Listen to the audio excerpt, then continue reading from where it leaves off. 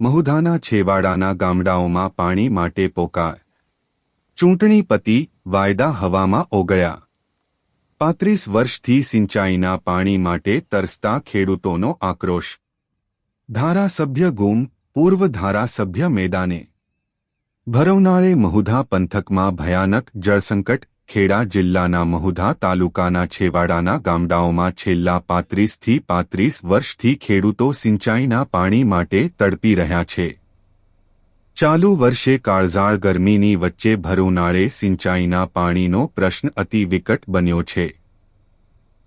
પરિસ્થિતિ એટલી હદે વણસી છે કે માત્ર પાક જ નહીં, પરંતુ ખેતીના મૂંગા અને દુધાળા પશુઓ પણ પાણી વિના ટળવળી રહ્યા છે. નેતાઓ ગાયબ, ચૂંટણી પતી એટલે રામ રામ. સ્થાનિક ખેડૂતોના જણાવ્યા અનુસાર. નામ, ગામ અને તાલુકો. વજયસિંહ હિંમતસિંહ પરમાર, ગામ કડી, સાગવાડા. પાણીની તકલીફ છે, પાણીની જ તકલીફ છે અમારે. અત્યારે પાક બધા નિષ્ફળ જાય છે.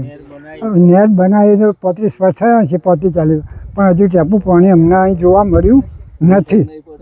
અને જોવાય મળ્યું નથી ને જોતા એને તમારા જેવા 96 જણા આવ્યા અને આ રીતે તપાસો કરી અને ફોટા પાડી ગયા, પોતા કાઢી ગયા, પણ કશું એમાંનું બન્યું નથી.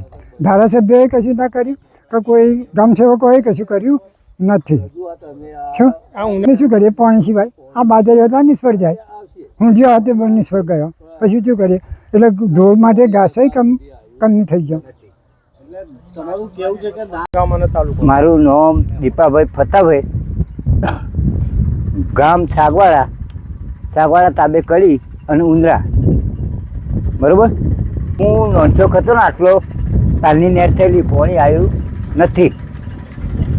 અરે ખેડૂત તરીકે અત્યારે જો ને આ કમ્પ્લીટ કરી પણ પાણી તો આવવા જ નહીં દીધું. રજૂઆત કરી, પરમ દિવસે આવેલા ઇન્દ્રજીત આવ્યા હતા, પેલા બધા આવેલા અને ક્યાં પાણી ચડાવો, પણ પાણી ચડાવ્યું નહીં. તો પાણી પછી આવો ડોગર રોપવાની, બરાબર. તો અત્યારે પાણી ટેસ્ટ કરે તો આ ચણેલી નહેર ચોટ ઉઠે એ ખબર પડે ને.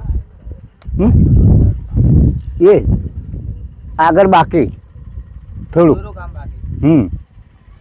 આ બધું કમ્પ્લીટ થયું, આગળ એ કમ્પ્લીટ કર્યું, પણ પાણી ચડાવે તો ખબર પડે ને. એ બધા પાક થાય, પાણી વગર શું કરવાનું?